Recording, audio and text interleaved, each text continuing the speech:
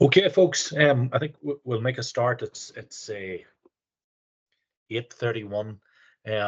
We haven't too many in tonight. We've got 8 in tonight. But that won't make any difference. You're all very welcome. You can see tonight's topic is around the area of exam preparation. And just before I go any further, if somebody could just give me a wee thumbs up in the chat just to make sure they can hear me, and that they can see the slides as well.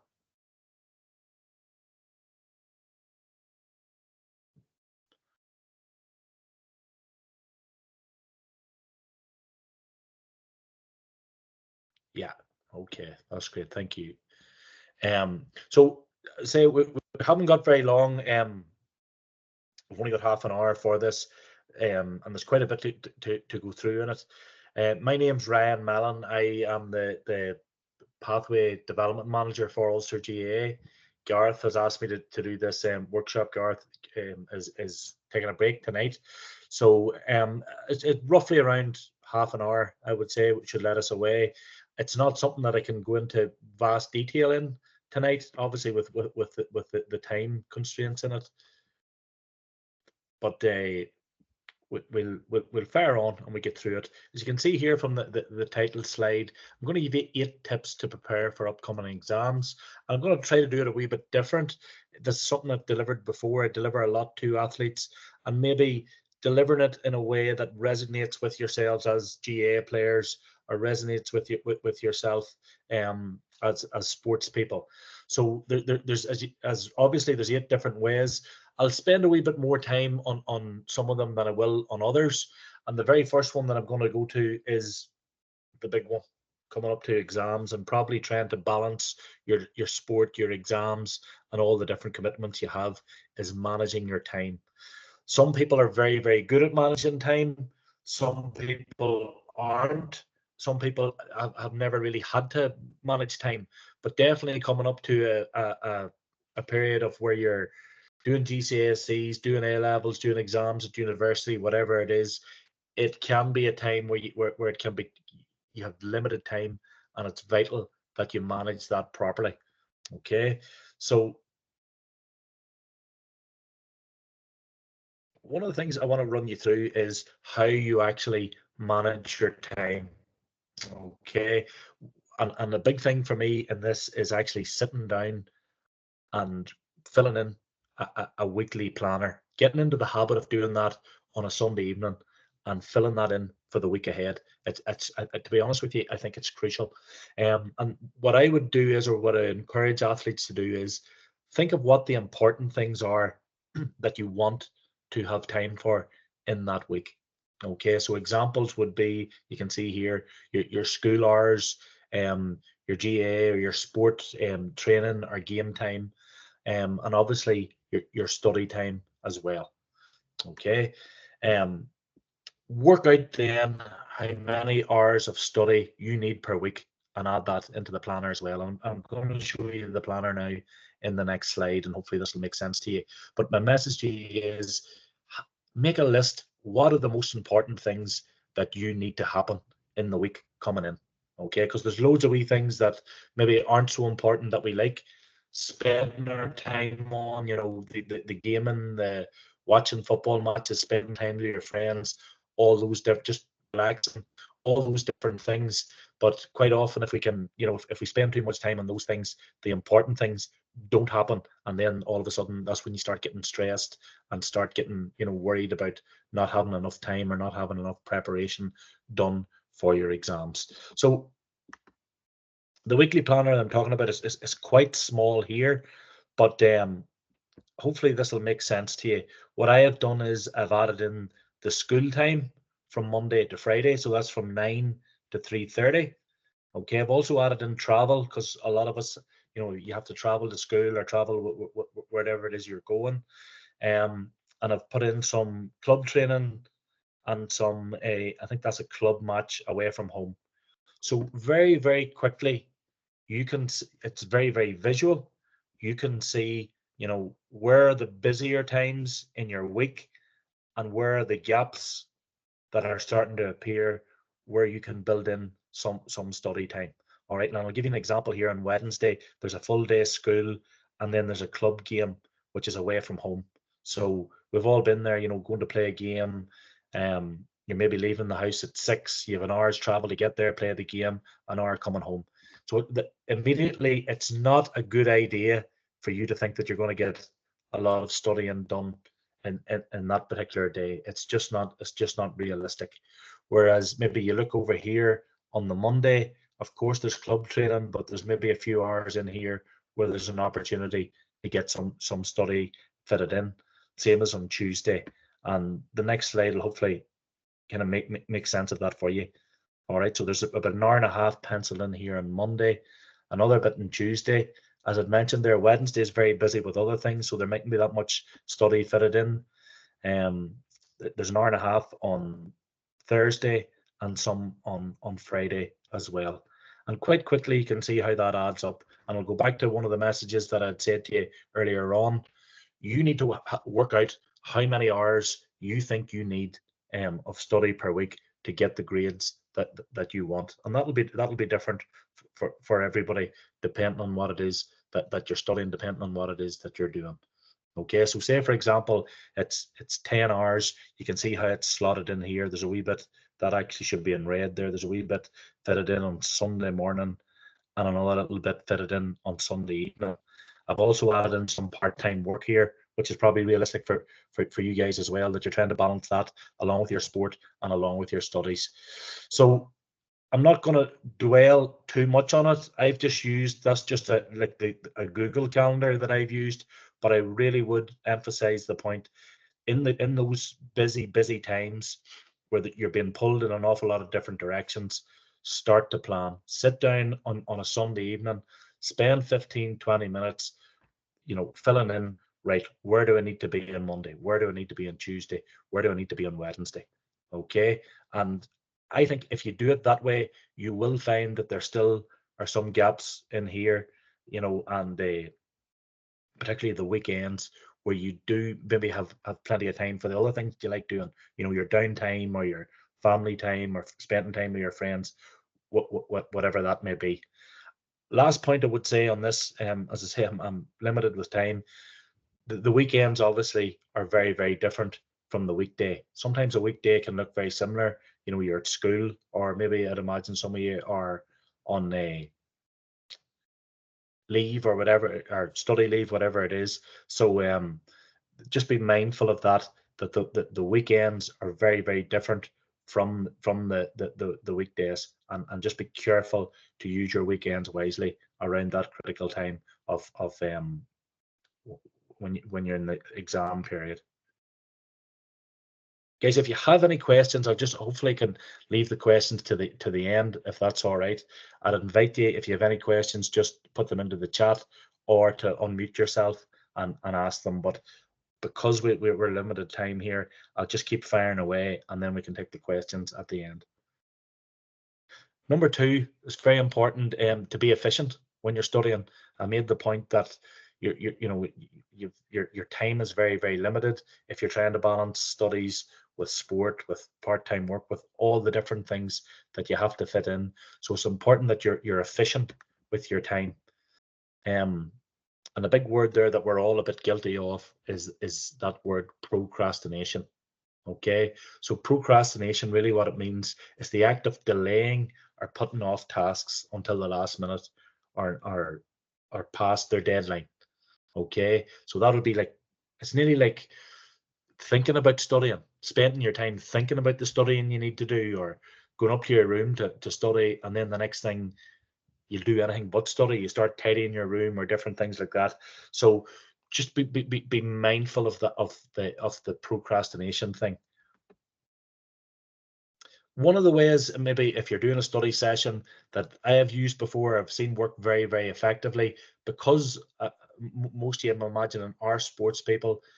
It can be a good idea to structure your study sessions quite similar to maybe some of the training sessions that you would do out on the pitch.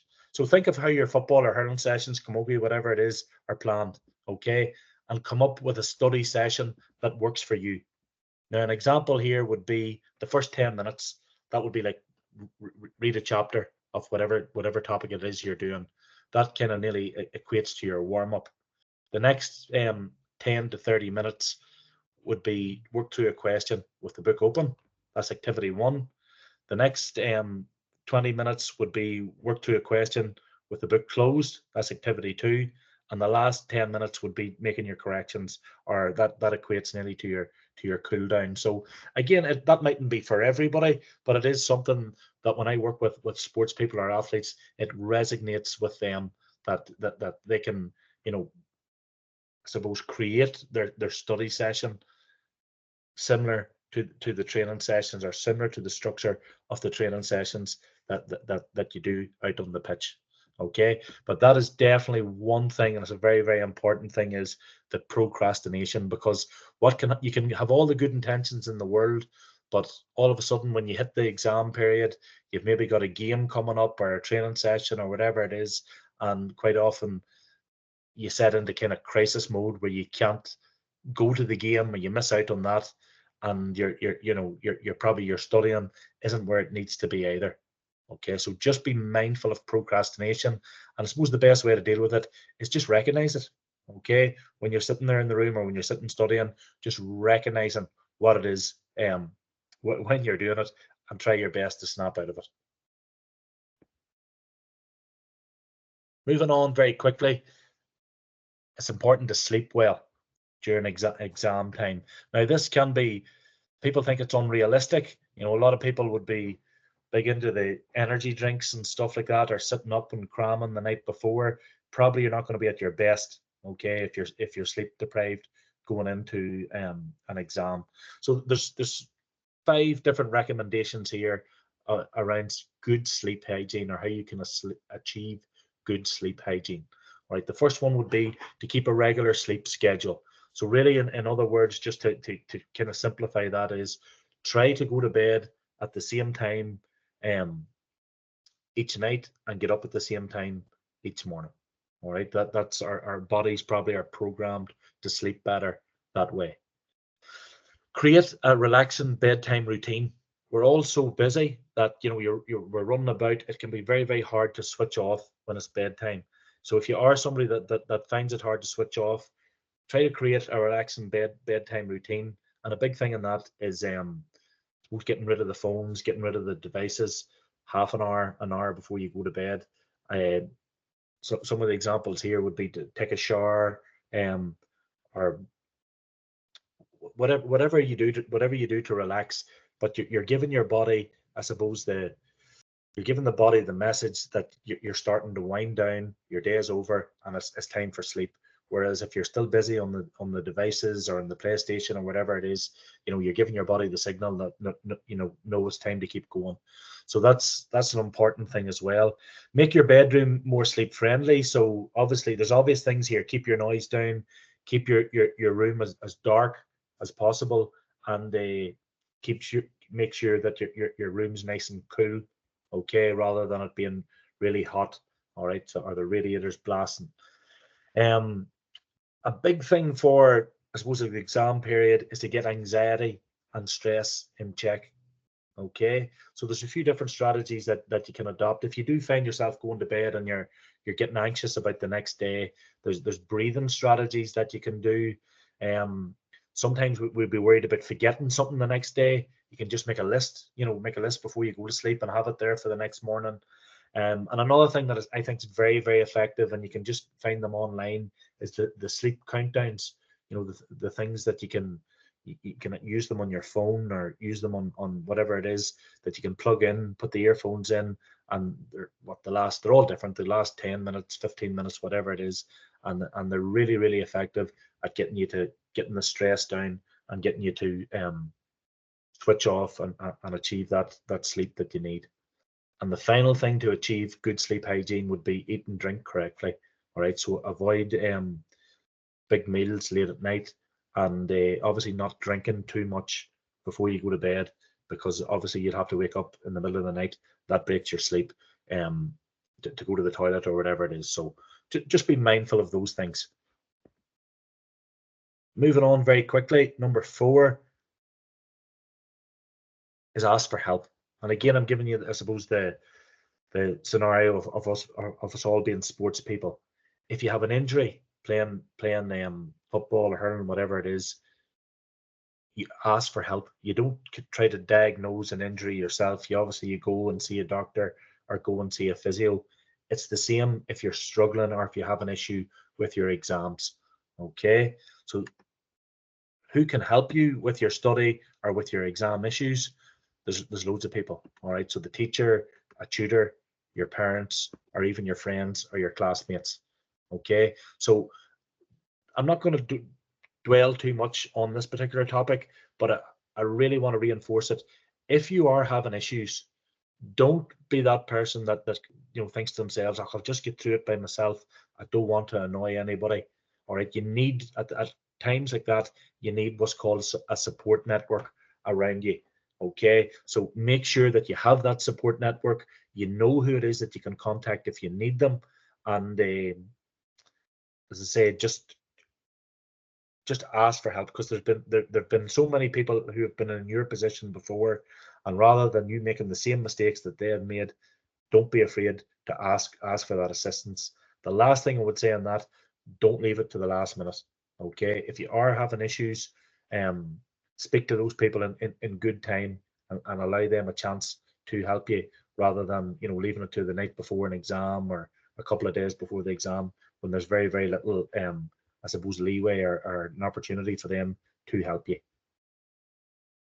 And just finally, before I move on from this one, it's just not something I think that we're very good at.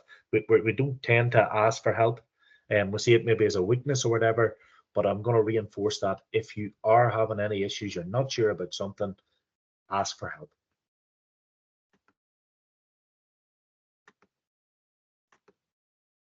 Okay, fifth one is concentration. All right, and I've tried again to tie this in with so it makes sense to you from a playing point of view, and I'm trying to adopt those strategies across into your studies. Okay, so you can see here, when playing, when playing a game, we can at times concentrate on the wrong things. All right, so down the left hand side here, I know it's quite small, you may not be able to read it, would be sometimes we can concentrate, we get frustrated at mistakes. Our concentration goes into moaning at the referee, or we force a pass, we start making rash tackles. Okay, studying or taking an exam can be similar. So when we're in the middle of studying, or when we're feeling the pressure or whatever, sometimes our concentration can go from where it needs to be on the thing that you're concentrating on, and all of a sudden you're starting concentrating on outcomes of the exam, or what happens if this comes up, or what happens if I fail, or whatever, and all of a sudden you've taken your concentration away from where it needs to be. Okay, so I suppose I've down here on the post-its provided, what do you notice when you get distracted, and what do you notice when you're in the zone? And I'm going to just fire that out to you very, very quickly, guys, if you could put it into the chat. When you're studying, what type of things distract you? What are the type of things you notice that takes your concentration? And also as well, then, what are the things that you notice when things are flowing, when you're studying really well? Okay, so just take 1 minute there to fire those into the chat.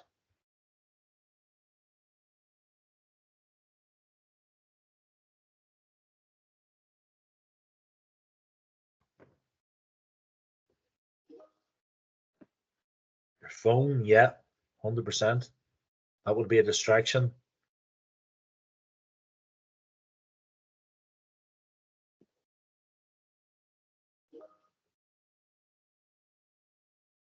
Social media, phone, yeah.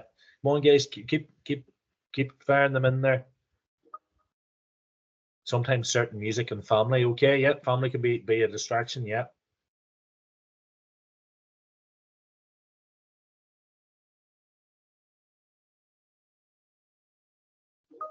Other people in the house, 100%, yeah, okay. So it's good, guys, that we recognize the type of things that take our concentration, and then kind of plan for those things. Recognize when you're not concentrating the way that you need to be, and put something in place to make sure that those distractions aren't getting to you. Now, what are the type of things that you notice whenever you're in the zone, or whenever you're studying really well? What are the type of things that you notice? And this may be a wee bit harder, but fire them in there.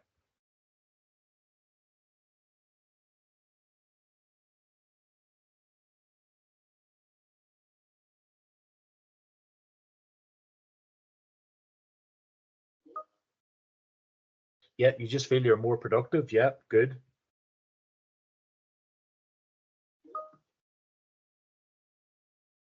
Do you learn more? I understand a lot more. Yeah.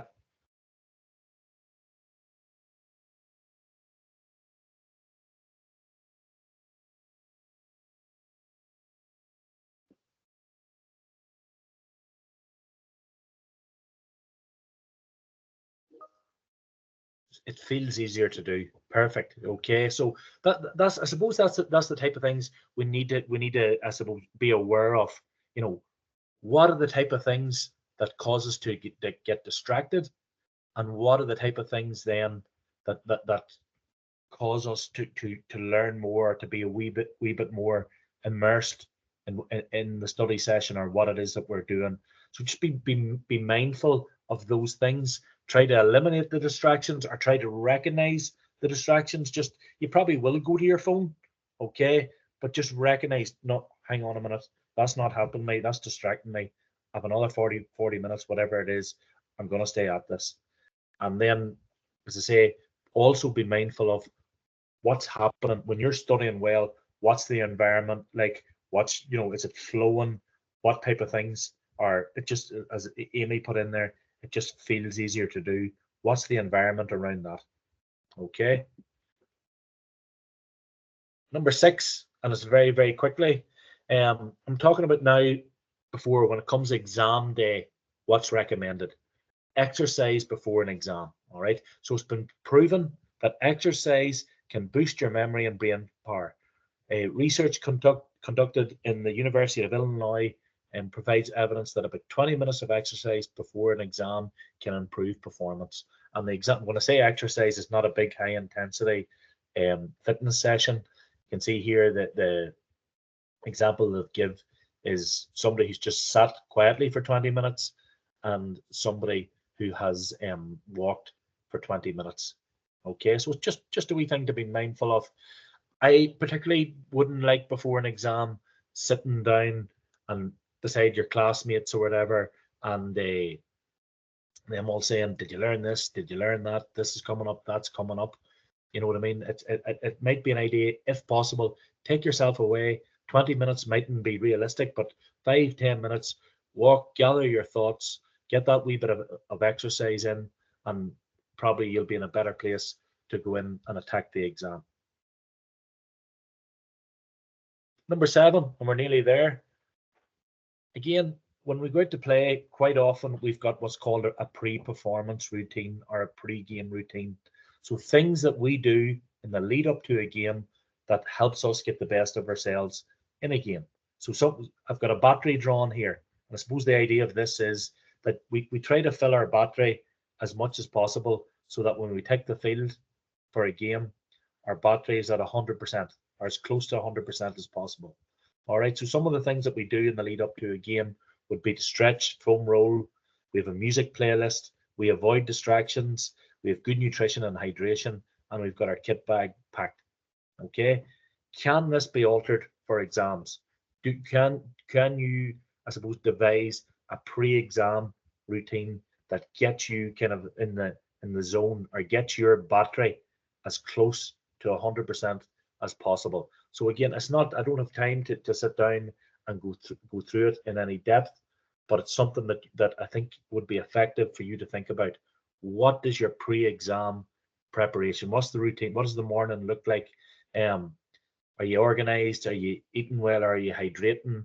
Are you nice and relaxed, or is it all crazy running about? I didn't learn this, I didn't learn that, I don't know where's my bag, where's everything, I've missed the bus. You know what I mean? So be mindful of that, and if you do get a chance, have a go at putting together a wee routine that you think would work for you.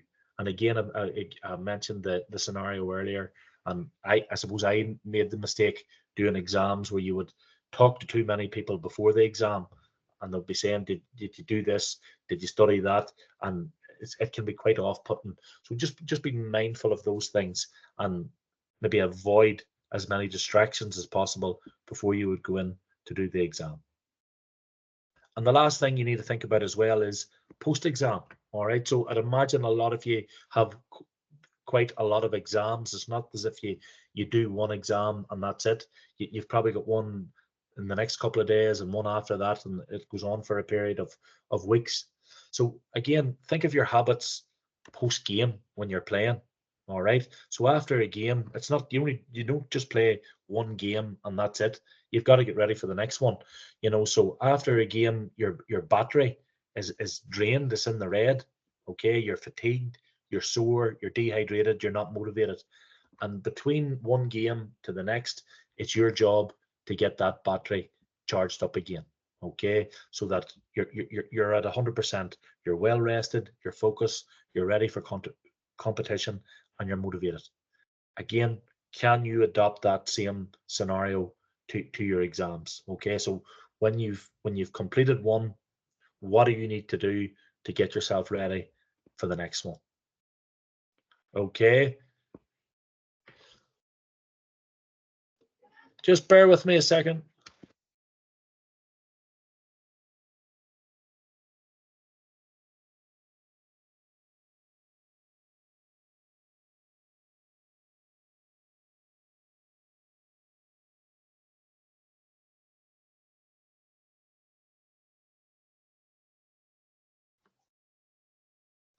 Sorry about that, folks. So again, I suppose, how do you reset? How do you get ready for the next exam? What type of strategies can you adopt?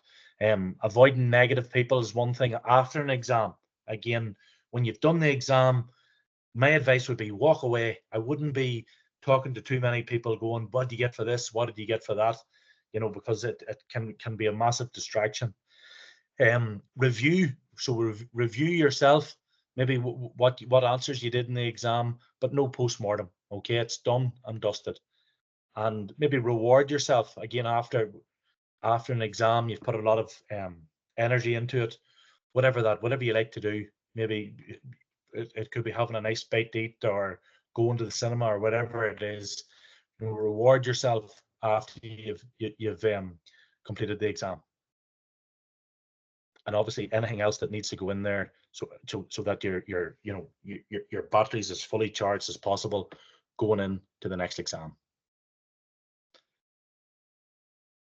Guys, that's it. I know I went through that pretty quickly. Hopefully there's been good learning in that. I did say we'd keep the questions to the end, so if anybody's any questions, you've a couple of options. You can just put them into the chat there, or you can unmute yourself and just ask them if that works better for you. So go ahead and fire away there.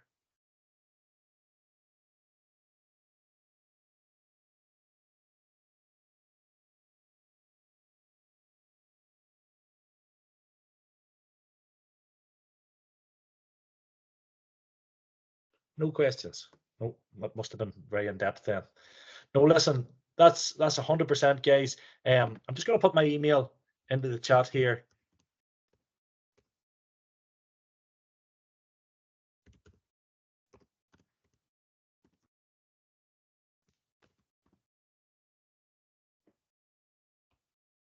Okay, so I know sometimes people don't like maybe asking questions when they're on one of these, but they may have a question. So I put my email into the chat there, and if you do want to ask a question, by all means, just fire me an email and I'll get back to you at some stage tomorrow. So listen, thanks very much, guys, for attending. Hopefully you got something out of that, and all the best for your upcoming exams. All right, thank you.